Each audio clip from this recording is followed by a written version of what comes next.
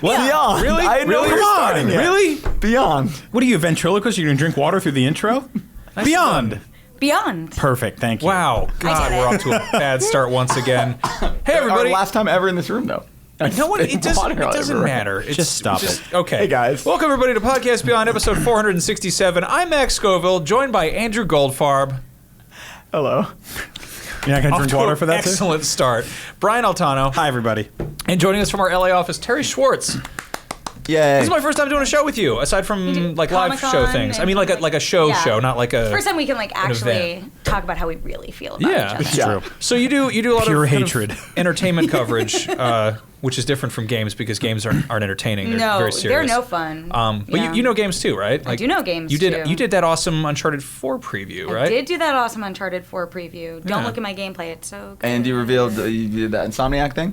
I did do that Insomniac thing. That one, And Song you- of the Deep, which I liked a lot more than Marty liked. Well, Yeah, Marty doesn't that was like interesting. anything other than Well, I like alcohol. you a lot more Marty's a than Marty. hater. So, I'm alternately Marty and Alana today. It's really exciting. That's true. That's Yeah. good. You're hiding your voice very well for both of those people. I don't even know what that would sound like. you most recently you just went to BlizzCon, right? I did this What was- past weekend. My first BlizzCon. What was that like? It's a really fun show. I'm used to the Comic-Cons of the world, Mm-hmm. which are fan events, but ultimately marketing arms and big opportunities to show big movies. E3, obviously, more of an industry event than a fan event. BlizzCon is totally just people who love Blizzard coming to a show, saying, hey, thanks for loving us. Here's a lot of fun to do. Stuff. God, off to a good start. It's I know cool. the no We're cursing. fine. It's fine now. We'll We blur. put a cat meow over it. Just like Terry's bad girl list. Terry, never again. Never Cross your again. name out. Already out of here. No, so BlizzCon was super fun and the vibe was really great. And I've never really been to a convention like that before, if that makes sense. Yeah, I think we've talked about this on the show, but if you have a very focused convention, it tends to be a lot more fun, a lot more positive. I mean, PSX is coming up. Yep. Max you and I did guys Star are- Wars Celebration last year. I had the same Totally. thing. I walked in and I was just kind of like, how can you do Star Wars for 3 days? Actually, I take it back. I've been to D23 before, but my experience at D23 was they had this massive press line tucked away in a tent in the back room of the Anaheim Convention Center, and it was so hot.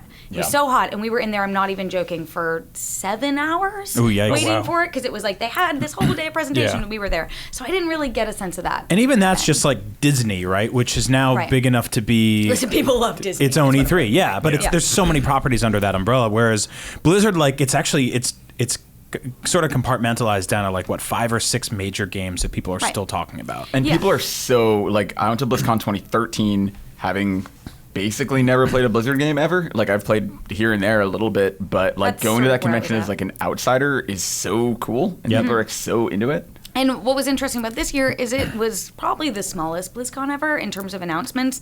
No new game. They had 2 years of Overwatch. No big announcement like that. WoW basically wasn't even on the stage. They were like, Right. hey, remember we did that Warcraft movie, Sharp Right Turn? wow. Like, Oh, yeah, like, yeah. Look, it made money. And now the legacy of World Yeah. of Warcraft.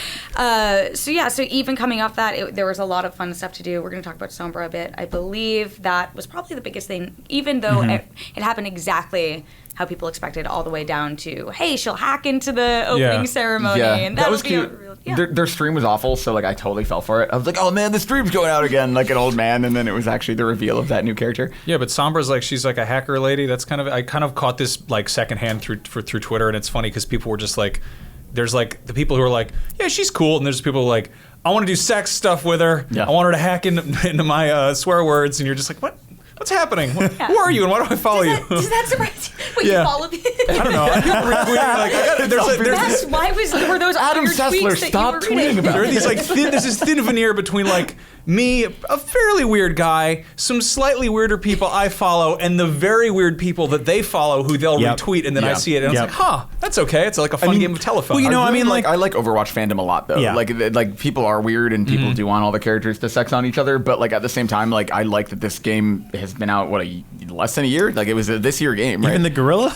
yeah, even especially. Oh, yeah. Gorilla. I'm so sad that I missed Lucy when she was here. Lucy O'Brien, Yep. one of my very, very favorite people who works at IGN, and one of our most talented writers, I think, as well. This is paid for by Lucy O'Brien. But she wrote a great piece, actually, about the fandom and fan fiction that has Right. come out around Overwatch that was so fascinating to me. A really interesting deep dive from the people behind it and sort of how that's helped form the game as well. Yeah, it's really interesting, especially from like a genre perspective, because you don't really see a lot of like like there's people aren't really doing like Soap McTavish fan art for Call of Duty, or like even like Max and I got into Battlefront, but those are just like pre-established characters, you know, and a bunch of like throwaway bounty hunter guys that we have thousands of toys. But it's also funny how like just how Overwatch is like people are it's a shooter, but it's like colorful, you know. It's like it's got this kind of level of strategy to it, but it is competitive. But it's like it seems like a very positive community and also a very horny community. So I mean, maybe that's the key to it. If positively horny, that's what it says in the box. What did Overwatch crack?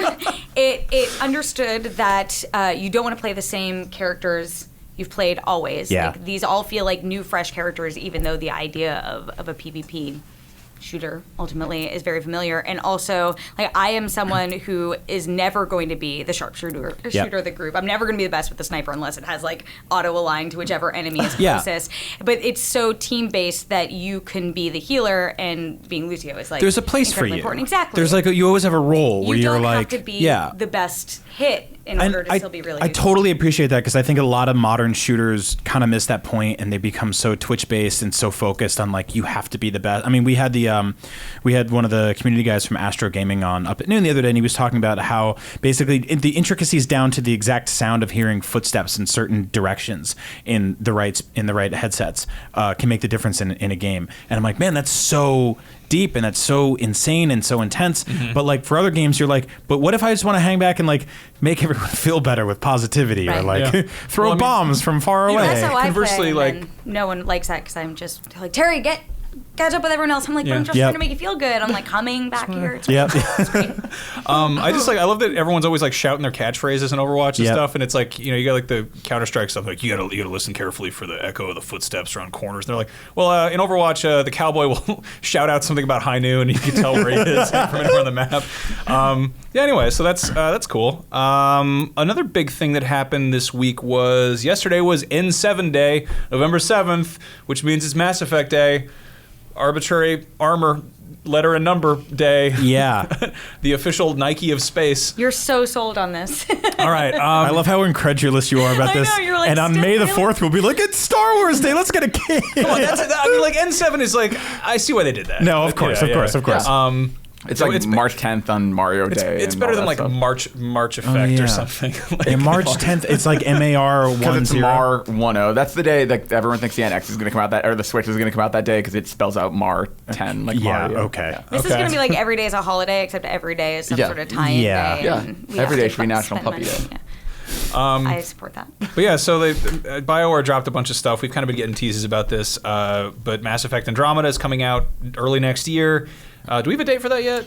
No, so they keep saying spring, and then the CFO VA has said Q1 a bunch. There was an art book from Dark Horse that said that's coming out March 21st, 2017, and on the Amazon listing it was like, this will come out the same day as the game, but they never confirmed that. And then today, or yesterday when they put up the pre-orders, one of them was for a digital code on Xbox, and it had a release date on the image itself that said March 21st, 2016. Which is so it's been out all along. Yeah. So we don't know. I would guess that March is a pretty good guess. Yeah. Well, the nice thing is that even when they do announce it, that doesn't mean it's actually coming out then. I know. It's a video game. It doesn't mean anything. I will say that I like the fact. I'll put it this way. This trailer is the way this game should have been revealed to begin with. I mean, we saw those weird like behind the scenes. Yeah, like, it always does that, and it sucks. It's like it was like that behind a computer where a guy was like, "I'm really making the game right now," and then there was like that weird like that thing they showed at E3 where that character just kind of walking around on that planetary surface with like the Johnny Cash song. Was that PSX? Was that when was it? No, it was something more recently. Gamescom. Gamescom maybe? Or Gamescom. Yeah. It was Gamescom. They all melt together. Yeah. But this was an actual straight up trailer. It kind of showed it showed locations, it showed aliens, it showed combat, it showed how beautiful this game is. Story focused as well. Yeah, totally. Which I love. So yeah, like it's definitely weird because we know simultaneously I feel like way too much and not enough about this. We don't exactly we do kind of know when it's set. Let's just throw this out there. Break this down for us, Andrew. You did it so well before the show started. It's Miranda. So Miranda put up a thing on IGN that you can read. I pointed to the camera. Well, I'll point. Okay. It's called 37 New Things We Know About Mass Effect Andromeda. And one of the things in terms of time period that she has here is that the crew has traveled 600 years to get the Andromeda galaxy, because the very quick breakdown is that there are these arcs to save different races, and you play as either the brother or the sister in a family on the human arc. So wait. So it's been traveling for 600 years, and it departed sometime between the events of Mass Effect 2 and before Mass Effect 3. It's a post-pre-sequel. Oh God, that hurt. No. Yeah. No. It's all. It's a nothing. It's a successor that takes place, I don't know, like 400 years after Mass Effect 3 ish. So a sequel. But no, because it's none of the same characters. So This is like the movie industry. Yeah, What exactly. is Prometheus to Alien? Yeah, Like is exactly? Final Exactly, Fantasy 13 a sequel to Final Fantasy 12? it's not a spin-off, it's a companion tale. I mean, I think obviously the difference here is that Mass Effect 1, 2, and 3 were so closely intertwined. This is clearly launching a new franchise Yeah. in the Mass Effect universe that is related, sort of, to the It's like events. Star Trek The Yeah. Next Generation versus original Star Trek, I guess. Or that I'm assuming will launch a new trilogy. I mean, the big thing here is that they had the last games were on previous generation of consoles. There's always going to be every console is going to be somebody's first console, and I know that you see a lot of publishers moving away from having numbers in their titles, and we saw this with Dragon Age Inquisition. Saw it with Star Wars. Yeah, exactly. Yeah. All but the it's like- launch games, Infamous and Killzone, and Yeah, like I played a bit of Dragon Age Inquisition. That was the first one that was running on the Frostbite engine, which is now like standard practice for EA Studios. Yep. And it was also like, what did they do there? That was like that one felt like the most kind of like from the ground up, like just tearing things apart and really rebuilding it. And, people seem to like that. Okay, Inquisition. That was our game of the year. Yep. Year before last. 2014. Yeah. Yep. So I yeah. was very belligerent about that game. I played it and I was like, I will get every achievement down to the end. And then I got real frustrated because they were all like endless, like gather all these resources. Get the herbs. It's like, I will not get these herbs. I will kill every dragon. But yeah, like obviously they're kind of doing the same thing here with Mass Effect, but it's weird because whereas I feel like Dragon Age had like a certain amount of hype behind it, and people were like, "Yeah, bring out more Dragon Age." In this case, the last time we checked in on Mass Effect, it was Mass Effect 3, and there was that whole ending debacle. Yeah. Do you think people just haven't gotten over feeling burned from it? Yeah, I think so, and I think that's been a running theme this year. Max and I were actually talking about this before the show. Anecdotally, watching social media, I think that this trailer did a lot of good in terms of bringing up nostalgia from people. I just saw everyone in the world who has some sort of connection or memory to the franchise in some capacity was like, here's a shirt I have, here's a tattoo I have, here's like this art book, here's this. Like, Mass Effect is a good pair of words to gamers. People like that. But then they think also about the ending of the third one and how what color were you? Yeah, exactly. It leaves people kind of bitter, and I think this year we've seen a lot of that. Titanfall 2 is getting sort of lukewarm sales, and I think it's because people were kind of burnt on the first one and didn't feel like there was enough there. I feel like it's just timing, honestly. Timing's a thing also. I feel like Titanfall 2, critically, people seem to love it. Yep. But it came out sandwiched between Call of Duty and Battlefield. Like, it feels like it was sort of put out to die. Totally. But also we look at, and it's a good game too, which kind of sucks. But Watch Dogs 2, the pre-orders haven't been skyrocketing through the roof. Yep. I think people are kind of cautiously optimistic about where they put their $60 now. And if you get burned once in video games, you don't keep coming back. I think even with Call of Duty, we're going to see sort of like a softening in terms of how well that's received and how critically. I mean, we used to see Call of Duty top the NPD every single time. So we'll see. It's weird now, like, with Call of Duty, not to get too much in the weeds, I guess, but like with Call of Duty, it's weird because this is Infinity Ward's chance to prove itself because they were the A-team. They were like not the A-team like Mr. T, but they were like the good team in terms of making the best Call of Duty games. And then I don't think anyone was thinking Mr. T. and now that's sort of become Treyarch. And I feel like Black Ops is now kind of the golden goose for Call of Duty. So like, I feel like Infinity Ward, especially Ghosts, has been, I believe, the low point in sales for the last, 3-4 years. It'll be interesting seeing if this one pulls it back. And with Mass Effect, I don't know. Like, I actually feel like Mass Effect is tremendously positive. I feel like people complained about the ending at the time, but that was the most vocal people, and then also they did a lot to address it with the DLC that came after. Kind I of. feel like the community's actually I'm not just pretty- basing this arbitrarily on like ambient buzz. Like going to like the main post on Reddit or like the main the YouTube page.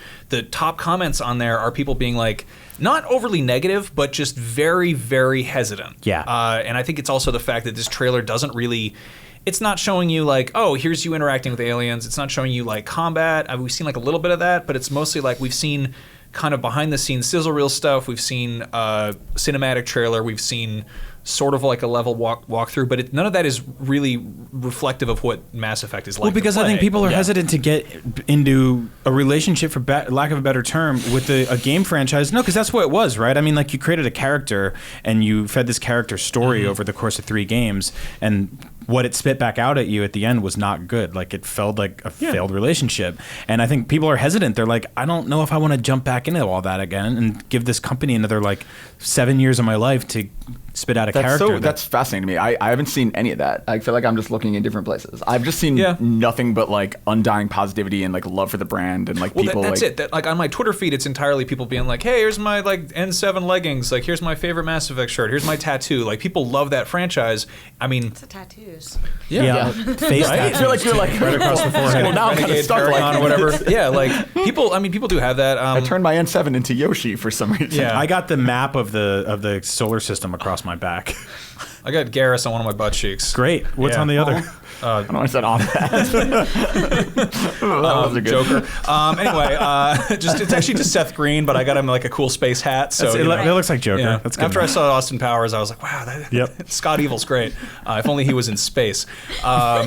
Anyway, like, I think that there is that, obviously, the love for the franchise, the IP itself, but, like, as far as this new game coming out, it's like, it's weird. You know, it's kind of what we saw with I don't know, with Force Awakens, like, people being like, oh, like, I don't know, I'm kind of got burned before, so, like, maybe we're seeing some of that, but it's also, I mean, I feel like once I see how this game actually looks when you're playing it and you're taking control of it, as opposed to getting beaten over the head with, like, you know, very kind of tropey, cliched cinematic story beats of, like... Yeah. I mean, we've seen gameplay twice now. We see there's maybe 2 seconds in this trailer and then what they showed at the PS4 Pro reveal, and that's really all they've shown. Like, my God. Yeah, that trailer was missing, aliens. like, one, this ends tonight, and another, like, the unstoppable power Now of the... it's my turn. and that's what you said, was that it looked like a movie. Yeah, absolutely. And I think it's interesting that you compare it to The Force Awakens, because you're right, coming off Star Wars, people were burned, but then they kept seeing in Force Awakens everything that it seemed like the prequels were missing or didn't get right. So what do you think that needs to be done? How do you think Mass Effect Andromeda needs to be presented that will convince people this is changing the things you didn't like about how the Mass Effect trilogy ended up going and getting excited again? No, it's a really good point. I think it's so a lot of the Force Awakens stuff really focused on the new characters and setting this new tone, heading in this new direction. There were literally shrapnel of the original franchise was laying on the ground in most of the shots that we saw. We didn't really see Han until the end of one trailer. We didn't see Leia until the movie. We didn't see Luke until the movie, except for that one leaked, like, Instagram photo that some snitch put up. But for the most part, like, you didn't see anything, right? So this was about Rey. This was about Poe. This was about Captain Phasma and BB-8 and all those characters. So I think that, like, leaning more into that, which I think they're doing more and more of now, it's going to help them a lot. And then if you can have moments and nods that go back to the original Mass Effect trilogy, then I think that's a good way to sort of build things up. I mean, aside from, like, some of the guns in the N7 armor and one Asari floating around, it seems like not really... I mean, it doesn't seem like it really is tied enough to stuff people are familiar with. I mean, I think once we see gameplay, one thing that really bugs me is that they kind of set it up by being like, oh, there are these arcs of these 4 different species that are going off to investigate inhabitable worlds, and you're like, wow, that's a really good setup to play as one of 4 different races, which was something, you know, you could do in Dragon Age. But it's like, why can't I be an alien? Like, let me be an alien. Yeah. Isn't there that line in the trailer, oh, we are the aliens, but we're the Yeah, aliens, yeah. essentially. Yep. I don't know. You sound so sold. I'm just like, I'm a human being every day. Right. Like, maybe I get to be Jennifer Hale again, but, you know, like, aside from that, it's like, I don't want to just be some man. I mean, you're like... You could be a lady. I could be a lady, but I want to be like a blue lady who's like 1,000 years old. Don't we all? It's true. Yeah. Well, wait for Star Wars. Yep.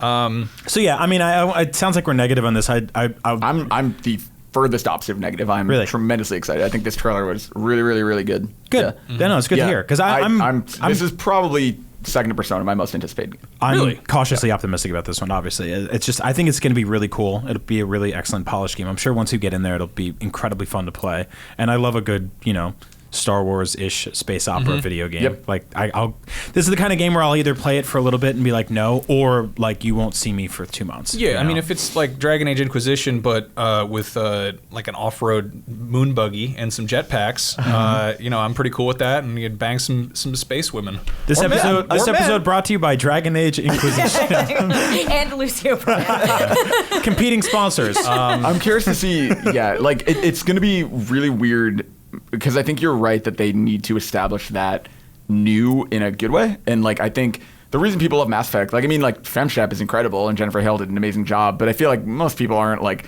Shepard's my favorite character. Like it's more about Garrus and it's more about Liara and it's more about like the people you meet and like. And so with this, like we don't really know the squads yet. Like they said they're bringing back loyalty missions like in Mass Effect 2, which is really a good way to like get to know them. It's almost like, I mean, like social links in Persona or like things like that where you like have those side quests where you get to know characters better. Like I feel like that's part of why Mass Effect is like by the end of 3, your game is your game because like you saved those people and they were part of your crew and like you might have lost other ones in favor of these and like that's like why that squad might mean something to you. And I think like starting that over is really hard. Force Awakens did it well because like I care about Rey. I was just going to say, do you think that they should have presented characters that popped sooner in the way that they've been promoting it? I think that they should promote. I think they should promote Rey, Finn, like you care. I think so. I think that with Mass Effect, promoting it as though the main characters are characters is completely missing the point because you're basically playing this sort of avatar. Like that's you, and there's nothing exciting about being like, oh, okay, you're one of 2 twins, whatever. It's going to. Well, I think with secondary characters, you can do cool stuff. I mean, that's what I mean. Like those are the people you create your own personal relationships with as you're playing the game. I probably spent $300 on Force Awakens merchandise before I even saw the movie. Like all those Captain Phasma figures I got before I found out she has 2 lines and then gets thrown in the toilet. I mean, show me like a She's round. our Jar Jar of Force Awakens. We will probably get like some of those kind of like Bioware, like, oh, here's inside this new character, and guess what? It's our first. I don't know, some minority that I don't want to step on any toes that they haven't already done or whatever. But they're like, here's our first polyamorous artichoke woman. You're like, oh, okay, great, good to know. I mean, I think like I'm excited that we see some new. Oh, it's a Zoroaster! How exciting! We've never done a Zoroaster before. I'm excited that we see some new races in there, like the basketball hoop person at the end of the trailer. That's really offensive already. Right at the gate. I know I said artichoke woman, but come on. They did say the Game Awards, the Jeff Keighley show on December 1st. Hoop we're going to see. Yeah, the end of the trailer is the basketball hoop. Oh, that guy that keeps getting his head stuck in basketball. I think it's a guy, but the creative director, someone tweeted and was like, "This seems like a mean guy, doesn't it?" Or he seems like a mean guy, doesn't he? And the creative director quoted that tweet and just went, "He?" ? Which is intriguing because maybe it's a lady. But anyway, we're going to see more at the Game Awards. So it's like Game Informer's doing a cover right now, and then on December 1st, we see the first proper gameplay reveal, it sounds like, at the Game Awards. Maybe they'll do PSX. Like, I feel like we're going to, if they are coming out in March, like, they have to start ramping up within the next 3 weeks, basically. So I think we're going to see a lot, I'm hoping, before the end of the year. Yeah. Especially since it's been out since March already. Yeah, exactly. Not a lot of buzz since its release. All right. Very quiet. So next up, speaking of sequels, because that's all we do here, Capcom thinks that Resident Evil 7 will sell 7 million copies. 4 million. 4 million. I can't read. Like, wow. Resident Evil 4 will sell 7 million copies. You just made a lot of investors very happy. Yeah. Because they all listen to this show. And then broke their hearts again. Industry Insight. Yep. So they put out this whole thing where they did that part where you're like, oh, right, video games is a business, not like and they're like, yeah, we've got investors and a foundation title expected to produce revenue not limited to the next 2 fiscal years, but into the long term as well. Yeah. I don't know about you guys, but that gets me hyped for some real backwoods terror. You're going to like it so much that you're just going to keep spending money. Look forward to all your paychecks. Yeah. I mean, so for reference, that's 2.5 million less than Resident Evil 5 sold. So I think the big discussion here is like, are they doing enough to separate themselves from the original brand? Are they rebooting this game or are they not? Like, what's happening with this franchise specifically? So I think it's interesting because they're basically saying this is the new direction for Resident Evil, which I'm super into because I think if there's no series in all of games that I think needed a rebranding and a reboot more than Resident Evil. By the time we got to Resident Evil 6, which was just this sort of jack of all trades, master of none. It was part survival horror, part action game, was trying to please everybody and please nobody. Where they're going in the right direction. it's very odd to look at a game that sells 4 million copies and be like, oh, they're being kind of conservative. That's like they're looking at that as like they're lowballing this a little bit. But this is meant to reboot the franchise, basically. That's what Foundation title means. So I think ultimately, like, this is good. It's good news. I think it's a good direction for the franchise. I'm personally a little bummed out that it's not just a complete reboot. Like, it's still vaguely connected to some crap left in the franchise. Blows my mind. Which I'm like, why? Yeah. Like, you're in the middle of the woods, in the middle of nowhere. You're in first person. All of a sudden, there's VR components. Like, Kill some darlings. Yeah. Just throw out the trash. No Yeah. Umbrella Corps. No, like I hope I would have loved Like, no reference to Leon or Chris or this game's anyone. about it's basically a found horror footage movie video game. Have you been following this, Terry? I haven't. I'm a huge coward. I avoid Oh, scary really? things at all costs. You and I'm Max, like, yeah. Yeah, more Resident Evil So 7. the way Yeah, I remember when we saw the trailer at E3. Not Yeah. only could I not watch it, we were projecting it on the massive God, screen. yeah. But I was like, nothing in my life will ever get me to willingly play this game. Right. Oh, yeah. Ever. I don't Especially care in how VR. much. Yeah. I was like, Destin, you can beg me for how scary it is, which I'm like never up here to do those anyway. But I'm like, nothing ever. Which it's great that it looks that Yep, scary. yep. But all these other things, considering I do know sort of how the people's interest sort of cooled and they kept trying to tweak things in the Yeah, last few games yeah, and it never yeah. was quite working. The fact that they aren't just like, let's start at Yeah. the base of what worked about this franchise and rebuild from there. I totally agree. I mean, so the crux of this one is basically it's a found footage survival horror game in first person. So basically, you show up in this house, you're trapped there, whatever the actual quest is, and you start finding tapes, and you watch the tapes, and then you walk through the areas of the places you just saw the tapes for. So it's kind of Blair Witch-ish, where you're like, oh, we saw this thing, we're gonna go check it out in the woods. It's basically being like, there's this investigation. But don't you like also play as the people in the tapes? Yes. So like it's mechanically in terms of how to tell a story on multiple layers. I think it's fascinating. Yeah. I will not play that game. Sure. It's a spooky time. Sure, but I mean, all of these things. Playing position together. Exactly. Yeah, Brought we to need you by- Alana and Marty because they like horror games. Yeah. So basically, this is the biggest and best excuse in the history of the franchise to get away from Leon and Wesker and the Hunk and Krauser and all these just like these dumb old characters that I used to enjoy when I was like 15. Yeah. But they're so bad and they've always been written poorly. Like they've some of them have punched boulders and come back from the dead and shot rocket launchers. And it's like, this is a game about finding VHS tapes in a spooky house. Like, let's just get away from all of the baggage of the franchise. Just call Resident Evil, and just have it be about an evil in some residence. I'm curious. And that's though, it. Is that? Do you think that that's the general consensus, or just the consensus in this room? Like, are there diehard Resident Evil fans who are like already hearing you say this and shaking their soul? Probably. Like, how That's- can you yeah. not have Umbrella and all That's these the other question yeah. Capcom's asking, because like Right. Capcom as a whole is like, I don't know, like we don't know what they're making, and maybe they have some like awesome thing under their sleeve, but it's like right now Street Fighter V was like competitively it's fine, but like it didn't like set the world on fire sales wise, and it was actually super disappointing campaign wise when it came out. Yeah. Resident Evil 7 kind of needs to do well, because Capcom's fine, they have Monster Hunter, like they have plenty of other things that are keeping them afloat, but like if Resident Evil doesn't start swinging back up and being like a major tentpole franchise for them, like I don't really know what Capcom is in 5 years, 10 years. So on the flip side, the sort of like jump scare survival horror first person genre is cleaning up on Twitch and YouTube right now. Yeah. So there's, I think, a great market for this if they position it in the right way and it doesn't become too hokey and too campy and it's actually legit scary. Just watching reaction videos alone, and we'll produce our own here at IGN, will be terrifying. I have a PSVR now, and I've done some horror stuff on it, and I'm like, I love horror movies. Like, I watch all of them. I watch every new great horror movie that comes out. I have my whole life. I don't know what's wrong with me. VR horror stuff is the kind of stuff where I'm like, whoa. You can't shut your eye. Like, you can't get away from it. I'm like, You're I in it. don't know if I can actually, like, there's certain parts where, and I did the kitchen demo, it's hokey. It's also very old and very low res.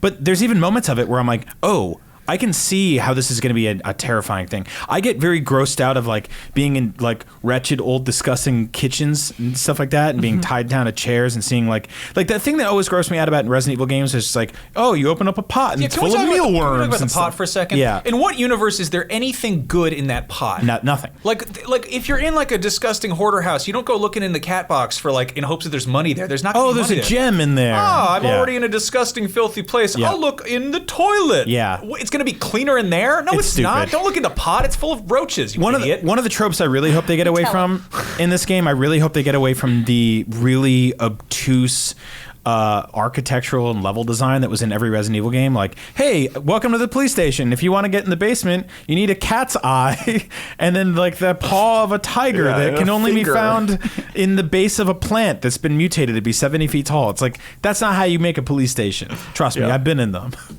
Yeah.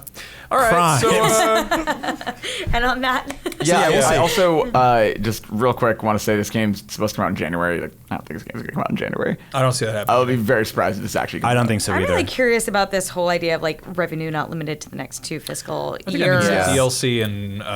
But do you think? I mean, the DLC and the idea that it's based around new tapes seems like a really interesting and smart way. That could to be cool. continue. Yeah. Do we know how That's big true. this is? If they're projecting like a much smaller expected sales, like does that mean that they are just thinking it's like treating it like a smaller game? Like, No, I think that it goes back to the same conversation we were having before about expectations of franchises and how it's been so split and shattered that like think about the average person who's not following any of this, walks into a store and goes, oh, Resident Evil 7?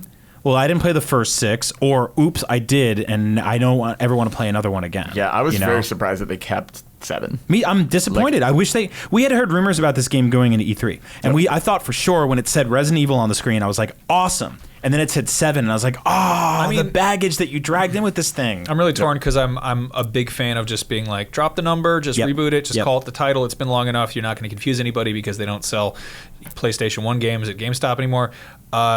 I'm also a big fan of when a logo pops up and then it says a word and then the number shows up and you're like, oh, that number's part of the word. Yeah. Oh, the You logo. can spell 7 So Roman you were numeral. so torn here. The way they did the logo for this game, because here it's Resident Evil 7 Biohazard, and there it's Biohazard 7 Resident Evil. Like they tied the Japanese name, the US name, and the 2 different logos complement each other. And yeah, one's a Roman numeral, one's it's Arabic real good. numeral. It's Yeah. awesome. It was Like, really cute and really clever, and it will cost them 1.5 million units at launch.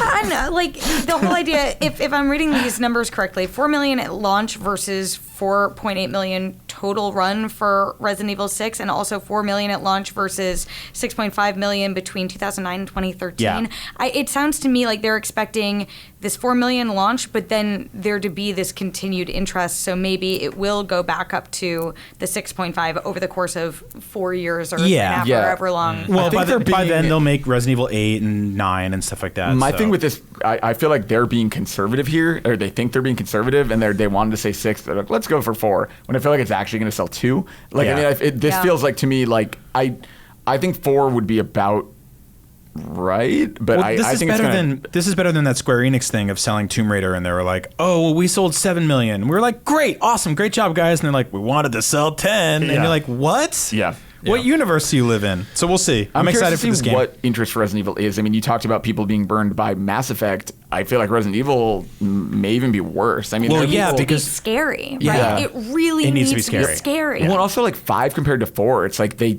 literally took everything good about 4 and like flipped it into bad things. Like 5 is just, it feels like that was when I stopped playing Resident Evil games as they came out, because it just felt like it missed the point. These are the guys that defined the survival horror video game, and now their lunch has been eaten by almost every other franchise out there. Yeah. But also, like, the dual prong disaster that is the Resident Evil franchise doesn't just end on games. Like, there's been 6 terrible movies that are but also those keep beaten. doing The well. last But they do one well, is yeah. coming out I know. soon. Well, did you see maybe around the same time that this game is, if it's not the delayed. quotes about that one, about how like it might be the last one or the start of a new trilogy? I know, right? Of It's the last one unless it makes a lot of money, Yes. and then we're gonna keep it going. yeah, at least they're honest. Yeah. All right, so The Division is a game that came out. Speaking of March, Do you remember The Division? yeah, Yeah. Really? yeah. It When's doesn't. the last time you played that game? 3 weeks after it came out. All right. That was this year, right? Yeah, I think Wow. so. Yeah. Yeah. Yep. So The Division, obviously, that was a game that was marketed with the kind of long tail Ubisoft approach where they were like, here's the most beautiful thing you've ever seen that looks really, really cool. And we all got excited. And then as it got closer, we're like, I don't know about that. I'm sure it's still got some people playing on there because that's how things work. They just revealed that they're working on an expansion that's all survival based, and it looks really cool. And obviously they don't have a release date for this yet. They kind of just did like a developer live stream of it. But basically, I mean, what the game is sort of in actuality, it's sort of like Destiny in New York, and you run around, you shoot some stuff, and some people liked it, some people didn't. This seems like it could be sort of the Destiny 1.5 expansion for The Division. Basically, what happens here is it's a 24-player mode where there's 24 players dropped on a map. They don't have any mini-map or powers. They've got like limited health. You've got like a crappy little like 9mm pistol. All the gear you find, all the stuff you find, you have to find. And then on top of that, there's a blizzard. And you're supposed to be managing your hunger and your sickness and your warmth as you're just exploring New York in like not just sort of like, oh, there's a dog pooping and there's snow on the ground, but like you can't barely see in front of you. Mm-hmm. And presumably there'll be much less going on the HUD. But yep. I just think this is the coolest idea. This sounds like way more in line with something like, like DayZ or Rust, and that's I feel like something that console games haven't ever had. Maybe a little bit with what's it called? World War Z, is that it? No, that's a movie. Something with a Z in it, not DayZ. H1Z1. That one. There we go. Yeah. Gotcha. Forgive me Z1 for not being able to tell these things apart. But yeah, like I feel like for the most part, like AAA publishers are scared of that kind of just letting people kind of create their own game. Yep. I mean, the whole like online experiences may vary. They still want to have kind of a structure in place for people who maybe want something more linear and straightforward as a game. But in this case, I feel like The Division is really suited for it. So I don't know. I don't know what the story is with this. I don't know if it's going to come out for people with season passes or if it's going to be like $5 or a free update or what. But like, I'm hoping it's a free update because I think if for some reason you and your friends are still playing this game, you should be rewarded for it. Because, I mean, most people dropped off. And I'm actually like, it's really cool to see Ubisoft supporting this game long after I think everyone moved on to many, many other video games this year. I got into it for a little while. I think we all did. And then we all just kind of stopped, and it was odd. And it was like, I liked what it was trying to do. But it makes me happy that the community is still healthy. I mean, you and I were at Rockstar Games a couple weeks ago, just talking to people from the community who are still playing GTA Online 4 years after that game came out. Like, obviously, much bigger franchise. Sure. It sold a lot more units, but it's cool to see just new content coming for old games that people are still supporting, developers are still supporting, gamers are still playing. So I don't think this will ever reach sort of Destiny levels because that kind of had a quiet hum for the first year before it almost completely relaunched. Different hype going into it, because it's like, oh, here's the big thing from Bungie and Activision, whereas this is like, hey, it's us, Ubisoft, again with a new Tom Clancy jam for all you guys out there in Tom Clancy land. But I don't think we've seen the last of The Division. I think that we're probably going to see Division 2. I mean, just because of the massive amount of overhead it takes to build something like that from the ground up. Yeah, and it's that whole Snowdrop engine that they... Yeah, I think... so just real quick, this says there's no release date for console yet, but PC players who have the Season Pass can actually play the beta today. Cool. So there will be some more info about this, Did anyone here purchase the beta? We should see. No, I don't play PC games. Somebody here did. I think it's interesting. I mean, as someone who really started with Destiny Year 2, and I'm more interested in the new raids every time they launch versus any of the Iron Banner stuff or Crucible.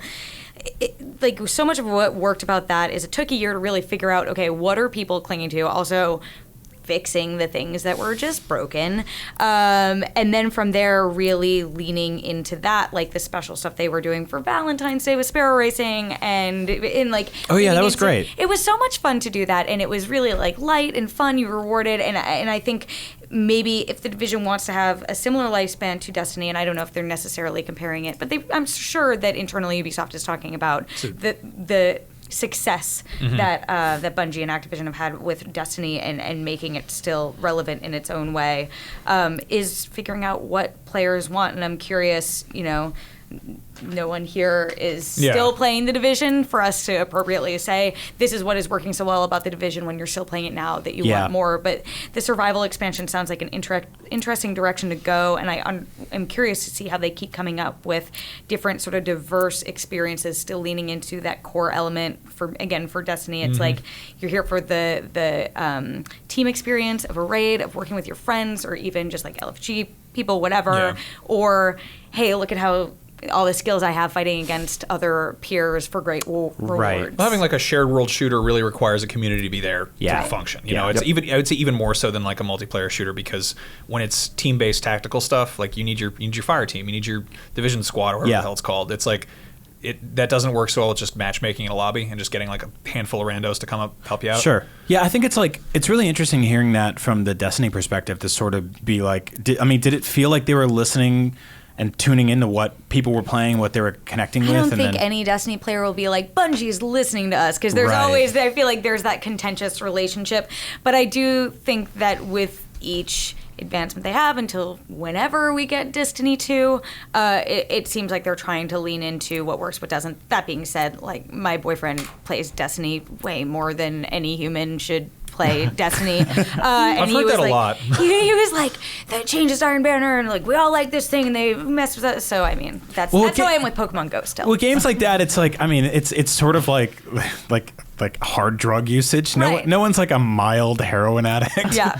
Oh, I dabble in heroin. It's always interesting to me, because you ask the community like what they want, and then it's just like 1,000 baby birds like squawking at the same time. You're like, I don't know. God. Yeah, your ask should just be your analysis of what people have have been doing. You never ask people, what do you want? Because you're right. It's like, tough. We aren't going to give you. I want Goku and Smash Brothers. I just want Sparrow Racing all the time. Is that too much? Yeah, I used to make fun of the Smash Brothers things, but then like one by one, they gave Smash players pretty much everything they wanted. Like people were like, I want Sonic and Solid Snake. Here you go.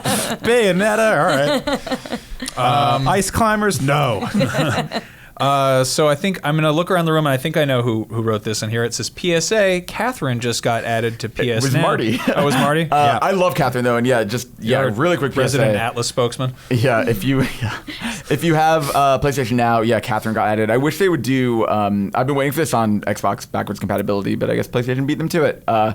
So this is, if you don't know PlayStation Now, you can stream PS3 games basically. So you don't download them, you just play them over the internet. And Catherine got added. So did Beyond Two Souls, a bunch of other stuff. But so I love PlayStation Now. It's really cool, and I'm glad I have it. It also kind of pisses me off that games that should just go to the PlayStation Store end up on PlayStation Now. Like Red Dead just went there, and it was like, why not just put that on the store? I mean, I guess the idea is it's like an all-in-one thing. It's like the same reason as Amazon Prime or whatever. You know, it's like that idea of like you're paying your subscription fee and you have access to like hundreds of games. But no, I totally get that. And I mean, I don't know.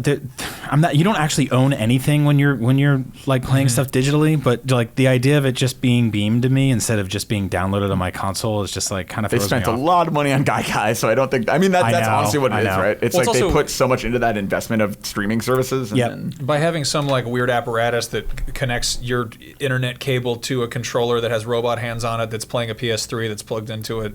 Yeah. Or whatever that is. I don't know how that works. I don't know how any of this works. Or whatever a Gaikai is.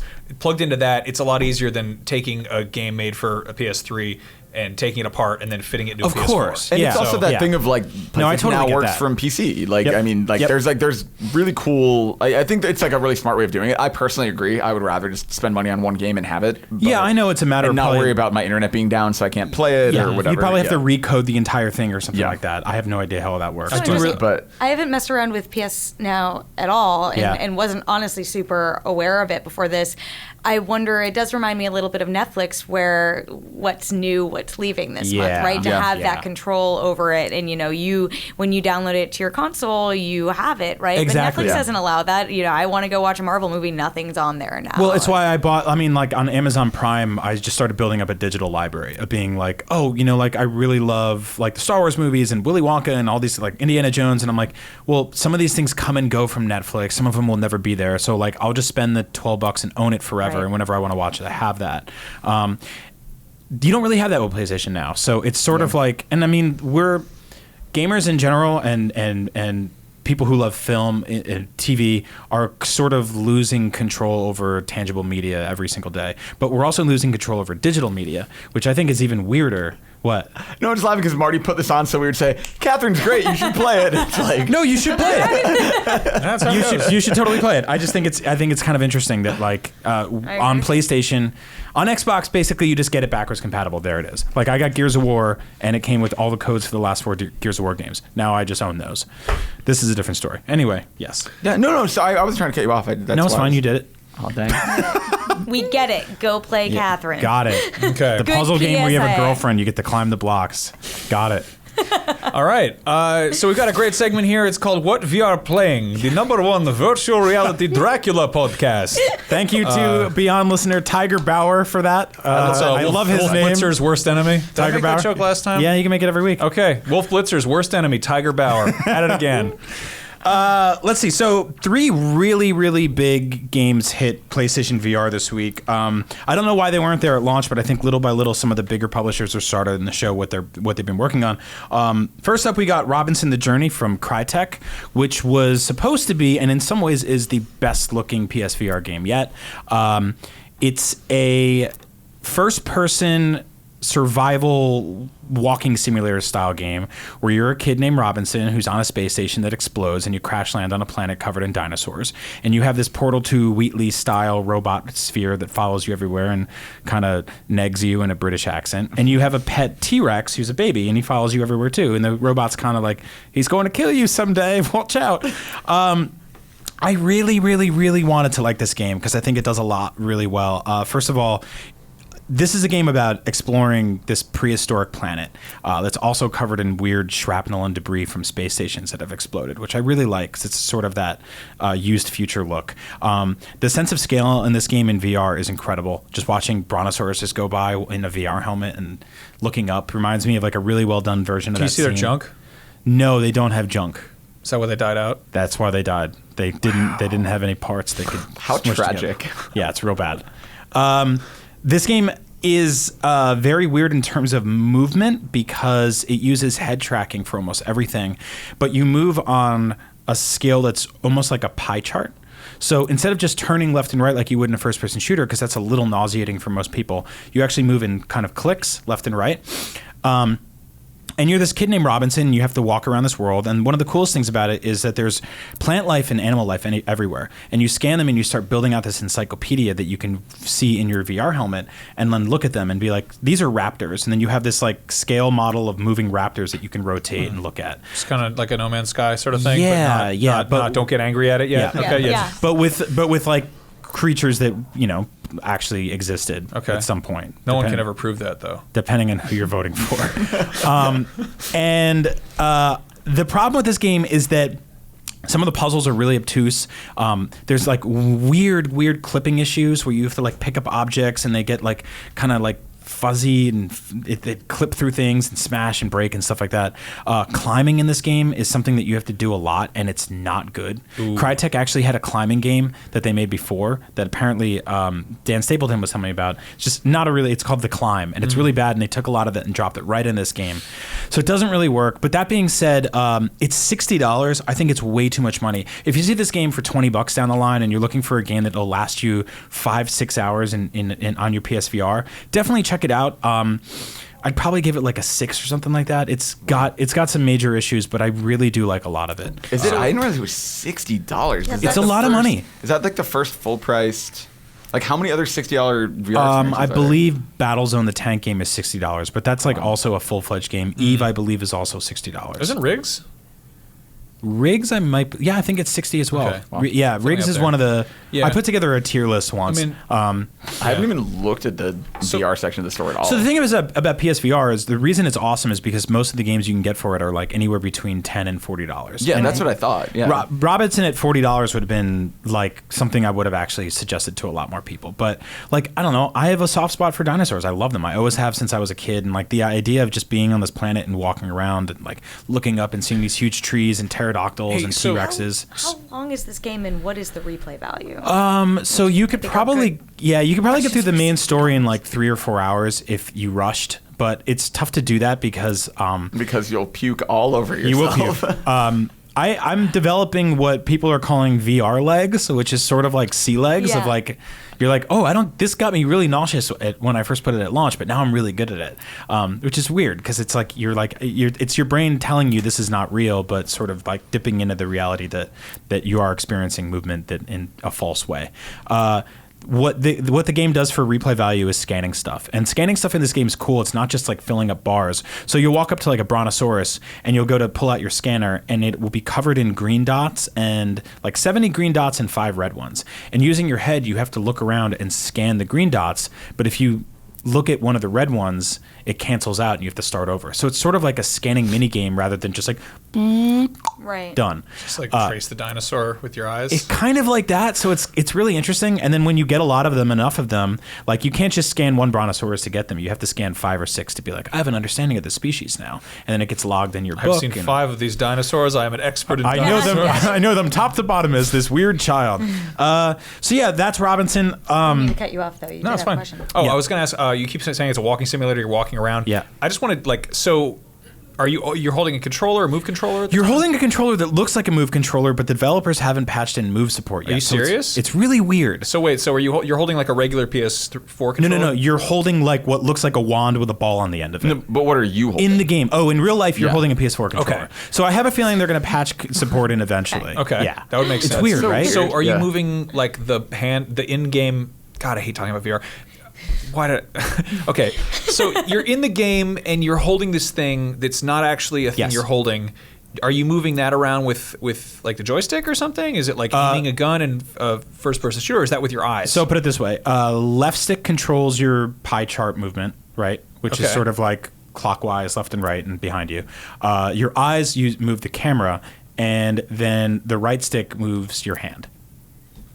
Okay. Which is holding the move Which is holding a fake move controller. So eventually you'll probably be able to play this game with 2 move controllers. So instead of the right stick, it'll be actually better. So with the pie chart thing, it just sounds very clicky? Like are you not...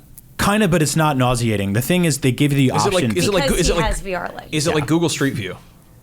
When you like move around with the arrows, yes, but much faster. Okay, yeah.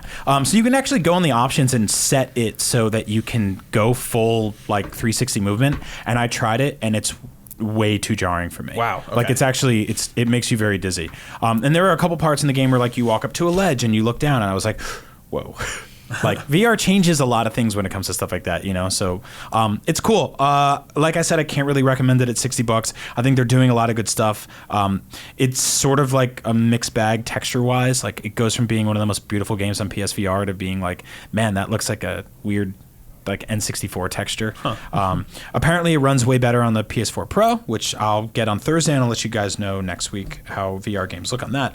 Another one I played this week, Ubisoft put out a game called Eagle Flight. People were so excited about this. I know. I feel like it's awesome. Okay, good. I adore Eagle Flight. This might be my favorite PSVR game so far. So when we first saw Eagle Flight, I believe it was E3? 2 E3s ago? We saw this, I played on Oculus at some point. Yeah. And that was all the multiplayer, though. That was just like shooting pellets at your friends and so stuff. Everything we've seen from this game so far has been multiplayer, but everything I played so far for about 5 or 6 hours has been single player. Really? So Eagle Flight is a game, it is a first-person cartoon eagle simulator where you play as an eagle, who I believe has like an eagle wife and family. And the great thing about this game is it's in VR, and you see your beak in front of you the entire time. So you put on the headset, and immediately you just have this like this huge beak in front of you, and you see his feathers off on the side. And it takes place in an open world version of Paris that's after the human apocalypse happens. It's covered in plant life, kind of like I Am Legend. I never expected lore to this game. Yeah, no, there's lore. It's great. Like at one point I saw a crashed satellite, which I think like things just went bad. But the cool thing about it doesn't really dwell on the darkness of it all. It just goes, here's an excuse to let you fly around Paris. It's now covered in wild animals. So like you'll dip through an alleyway and there'll be like 5 zebras running. You'll turn the corner. There's like 4 elephants and 3 flamingos, and they're just all hanging out. There's like a bunch of giraffes just like futzing around. It's great. So you learn different moves in this game. Like you can do this scream that will kill hawks. What? Yeah, you're like, ah! and it kills crows. It makes them just explode in the sky.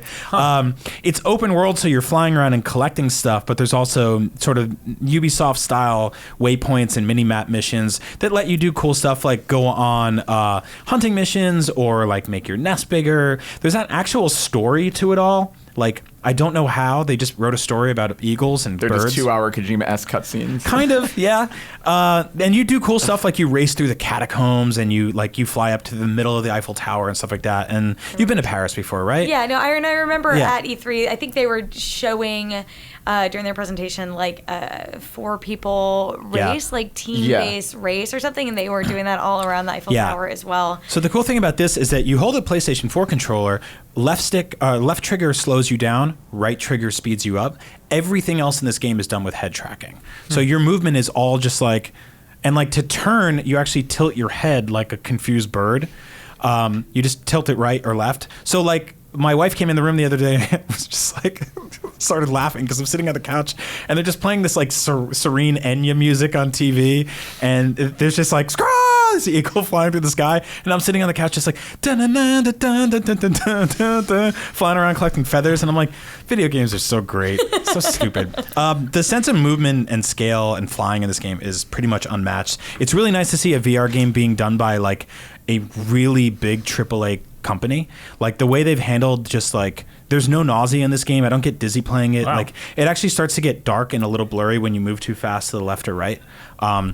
My only issue with it so far is that some of the mission structure is a little repetitive, and I've noticed some frame rate issues, which is incredibly jarring in VR. Like, if you've ever seen frame rate dips in VR, it gets really bad. It's like slideshowy in your eyes. So That that's sounds kind of scary. rough. Yeah. Now, finally, we've got Call of Duty Jackal Assault, which Yeah. is made by Tiger Bauer and Wolf Bitzer's friend, Jackal Assault. That's right. Jackal Assault. to play Also, knowing nothing about this, when I first saw Call of Duty Jackal Assault, I was hoping it was some weird VR spin-off where you play as Jackal. It is not that. I was hoping it was a game where you had to fight jackals because they're cool animals. Instead, it's a sort of like Star Wars-esque EVE Online or Eve Valkyrie sort of first-person dogfighting simulator, which, again, people are getting very nauseous playing, but I'm kind of okay with because I've gotten better at this. It's about 5 or 6 minutes long. It's score-based, kind of like the Battlefront thing that's coming out soon. And it's cool. It's totally free. You should check it out. I have no idea how it fits with the campaign for Infinite Warfare because I probably won't go anywhere near that game. Jackal is your friend. Yeah. He's a spaceship. You actually play as a Jackal who That's wakes up probably one day as a totally man. true. Graphics wise, it's one of the better looking PSVR games. It's cool. It's free. Download it. It's out there. Even if you don't have a PSVR, just grab it. Cool. So yeah. Now, That's what VR playing. Thanks for letting us know about that. Of course, man. Yep. I'm waiting for you to like come in with like tan lines or something from wearing the VR hat too much. For you to come in with a beak, like I just imagine you have your own beak that Yeah. you wouldn't. Yeah. I think I've gotten to the point where I it's have this smile on my face, staring at you, listening to you talk about Eagle Flight because I'm imagining. I have a you big wearing nose, the so VR it's a good headset. fit. I've had the thing where you get out of it and there's a little bit of redness on your face, but other than that, PSVR is the most comfortable headset. So Cool. Yeah. I may have to. You think rapid fire is going to be very rapid? Yeah, we can do real rapid. Okay. And if you really want to leave, I don't care. You can just walk out. No, It's fine. You're not a prisoner here. You are a guest. Beyond. You're Every in time. that camera right true. now. The If we go world fast, doesn't if we go exist. fast, that yet. should be good. All right, Okay. so rapid fire is the thing we do every week. It is a part where we go into one of the various groups of social media things and ask questions. We present them from people and they get the thing with whatever. Facebook.com/group/podcastbeyond. Or youtube.com/IGN Beyond. Anyway, Dionysus Sarakinis, which has a really cool name. It's awesome. No more video games or no more pizza. Which one can go away forever? You what? No more pizza. There was a friendship island once, If there were- and this was the population. And now I think we've had Okay, to sacrifice. may I someone. posit you this question? Were there no more video games, how would you make money to buy pizza? Brian? At my pizza store that I opened. All right, fair enough. Goldfarb? Oh my god. No more video games. I like pizza a lot. Yeah, I think I'm going to be with you on this one. Yeah. I mean, I don't have a job, and it's just that's. All So right. wait, I mean, do we lose all the ingredients Guys, for pizza too? Pizza in LA is not great. I That's know. true. It's not great. I'm Yeah. like, if it was like no more tacos, Yeah. no more sushi. Like I'm an East Coast girl, but I've totally come around Okay. to the food out here, and I'm like, you know what? No more pizza. I don't eat pizza that much anyway. I'd rather play. Terry, you're allowed back on Friendship Island. Yay! Okay. Do you mind? I just like sing. Sorry, Andrew. I know we gotta go. All right. Sean Messler says, gameplay or story, which do you prioritize and would you forgive one being poor if the other is good? Yeah, I love this question. This is a tough one. It's hard. Yeah. I mean, like, there are a lot of...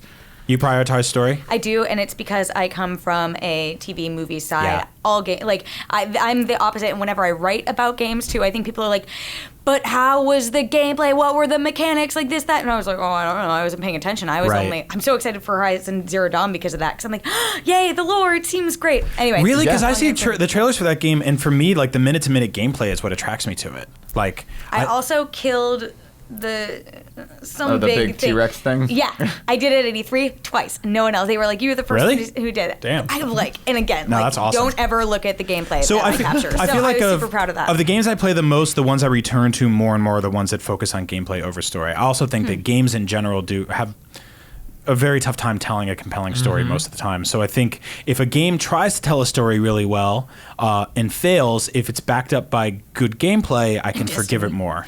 Yeah. It's really hard. Like, I mean, I think when you... Because I totally align naturally with you. I would prefer a good story.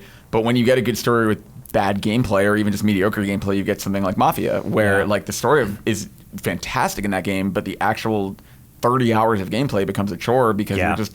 And, I mean, even to some extent, like Bioshock Infinite and some parts of The Last of Us, like, you're just churning through gameplay to get to the next story beat and to get to that next cutscene. So, like... It's hard to have one without the other. I mean, I agree with you. I find myself playing games for gameplay more, but I probably get more out of a game with a really good story. I don't mean to not let Max answer this question as well, but it's interesting. I find myself not returning to a lot of games. I'll usually play a game for the story and then move on to the next, like I would with a TV show. And I find myself not being as engaged by more gameplay-driven games, with the exception being Destiny, which I still come back to sporadically. Because, I'm like, oh, I got to the end of the story. Okay, that, like... Yep. I had my run. Yeah. I think there's I will be way more forgiving of bad story if there's good gameplay. Yes. And I will be way more forgiving of vice versa, I guess. Like I love early Metal Gear games on the basis that they're totally weird and they're like G.I. Joe meets mech robots meets anime, but I'm terrible at stealth games. But then you can also get in a cardboard box and cover yourself with wolf urine. So I'm like, interesting. I still suck at these games, but I like them. But then again, something like I love Far Cry 3. That's one of my favorite games ever. But it also has like a pretty garbage story. Like it's nothing really too interesting about it. And if that was a movie, I'd be like, all right, whatever. Yeah. I felt the same way about Far Cry 4, where it was just like, oh, the story's here in the beginning of the end. Yeah. It's just like, all that stuff. Like, I mean, and Far Cry Primal had a story, right? But it was just like a bunch of people yelling at each other. Yeah, it really was. And I didn't care. But playing that game was awesome. Finally, Brendan Feldmeyer says, what do you predict will be the biggest surprise at PSX? While you guys are answering, I'm going to start preparing to open some boxes. Be careful. Goldenrod, what do you think about PSX? A surprise? I mean, I hope we get to see what another first party's doing. I have a feeling we're not going to get it. Like, I feel like PSX is going to be pretty... I mean, we don't know yet, obviously, but like I'm expecting hopefully some more Spider-Man gameplay. I'm guessing Kojima says something. They've already said God of War is not going to be there. Like, I don't know. I hope we get surprised, but I feel like PSX for them this year is being set up more as like updates on things we already know about. But I would love to be wrong. I mean, I would love to see some crazy first party game that we don't know about. Yeah, I would love a new first party game revealed. I would love, I don't know, something with the Vita maybe, some sort of send off. Like that would be a surprise. Yeah, that would definitely be a surprise. What is all this? Okay, I really have to go on this call then if you're going to do this. My I'm answer sorry. is Bye, literally everybody. anything because I haven't been paying attention to what will be at PSX. Well, that's a good way of going in anything in life. Is like you just kind of go in blind and then you're surprised no matter what happens. Goldfarb, this one's for you. Sure. Yeah, you get that. Take it with you. Is it just an empty box? Yeah, it's an empty box. Yay. Is that what we got? We got a bunch of events. No, we got a couple packages. This is to the Beyond panel. My attempt. This is from Matt. He says, "This is my attempt at a listener secret Santa. Enclosed, I have various tchotchkes, some old, some new, some straight up and should be trash. Pass them around, take what you want, and steal someone else's. If you feel so compelled, I have also included an extra empty box to send stuff to another listener or myself to keep this going. Whoever ends up with the Van Damme DVD, you are the real winner. Thanks for the endless hours of entertainment. Keep up the good work. And sorry, nothing's edible." Well, great. Now I have to go steal that box from Andrew and mail it to I him. assume this is all for me because I've earned it as a think so. long panelist. Hundreds of all episodes. back to episode 1. Yeah. Yeah. No, Of Beyond. all Thanks, Beyond guys. guests get Appreciate Been there swag since the early bags. days. Let's see what the hell is in here. Oh boy. Oh, there's the Van Damme DVD. All right. You want to vamp a little bit on this? All right. For the next one? This is like my second unboxing ever. Okay. Jean-Claude Van Damme 5-movie collection featuring Wow. The Hard Cops, Universal Soldier: The Return, Maximum Ooh. Risk, Second Command, and Double Team. We got a Frozen ball. That's pretty Oh, it's got exciting. double team. I love that one. I'm taking you this. go. There's a Mario car from Hot Wheels, which I'm Wait, taking he said for I could sure. steal whatever I want from people. I want to steal that from What? you. What is That this? was Not a Secret Santa rules. Brutal pause of fury. Paws of for the furry. Genesis. Or is it fury or furry? Here's Furry, that for damn the it. case for Sega CD. Well, oh, no, wait, it's the whole fury. thing. What is this? It's 1R. Is this seriously brutal on 3 different systems? No, I'm bad at this game. Brutal Here's- Paws of Fury. Okay. Oh, and wait. This is a brutal- Max Scoville There you joint. go. Here's a cow Another that brutal. turns into a dragon. That's pretty cool. Okay, that Here's is a frozen really- ball. Oh. Wait, there's All so right. much brutal pause of fury. Well, this is a Here. weird bag of presents. I like it. Exciting. Wait, Thank you how very many- much. Thank How you, many Matt. of Thanks a these lot, are Matt. there? I'm stealing Thanks, the Van Matt. Damme DVD This is great. because I've really been meaning to watch this Double just Team for. plays- Goldfarb will get the cardboard box. Goldfarb always gets the cardboard box. Oh my lord! You guys get so many presents. I'm Oh, not keeping boy. it real. We never get presents. Some presents keeping it real too. Yeah, Jeremy for McTires is as a freelancer. Have you ever test reviewed a game for developers so they might make changes to improve review scores? You ever done that? I've given feedback at preview events that has gone to change the game, but in terms of mock reviews, I've never really done that because of this job. Oh my god, That is edible. are those Laffy This is Taffies? 5 pounds of Laffy Taffy. So there's that. The 5 pounds of What? gummy bears. I would like to point out whoever sent us those a couple weeks ago. Those got passed around the office and became sort of a typhoid Mary of colored bears. People were just stuffing their hands in there, and it was real disgusting. Luckily, is- the Laffy Taffies are. Yeah. I'm just tearing into this. This is absurd. I see Anyway. a caramel apple one I want to try. All right. All right, Terry. Where can people find what you're doing? You can find what I'm doing on IGN.com, surprisingly enough. Also at Terry_Schwartz on Twitter, and mostly in the movies and TV section of the website. So if you never go to those, if you're usually hanging out with these guys on the game side, come visit us. What's the last We're thing you worked friendly. on that people should go check out that you're most proud of? Ooh, that's a good question. Well, I did do a lot of BlizzCon coverage, but and that was really cool, a lot of WoW stuff. But we've been doing a lot of really cool Westworld coverage, a show that I'm super into right now. I know We've I missed talked the about that on Westworld here, too. We're big conversation fans, so. before.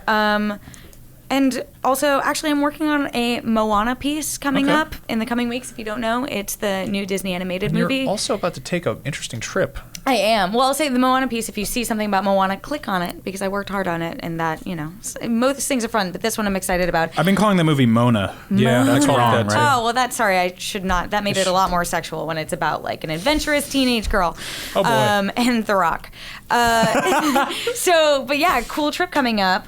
Ghost in the Shell trailer launching this weekend. You're probably on the fence about it. You're probably screaming whitewashing at your computer right now. Beyond that, White watching? whitewatching and whitewashing. Weight Watchers.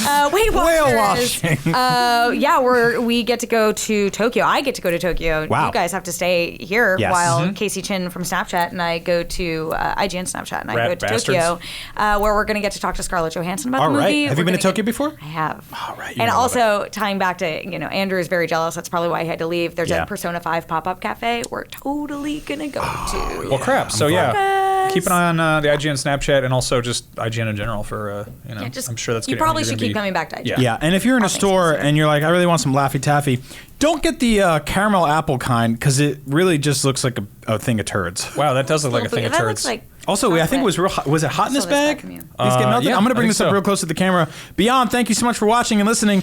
We're going to take a look at this. It smells like the old My Little Ponies in here. I Like, just am confused that this Super Mario smells like the thing strawberry has a horses. mustache. Yeah, I don't like cars with mustaches or really eyebrows or any kinds of stuff they put on cars these days. Anyway, thanks for watching, everybody. Beyond! Beyond. Beyond.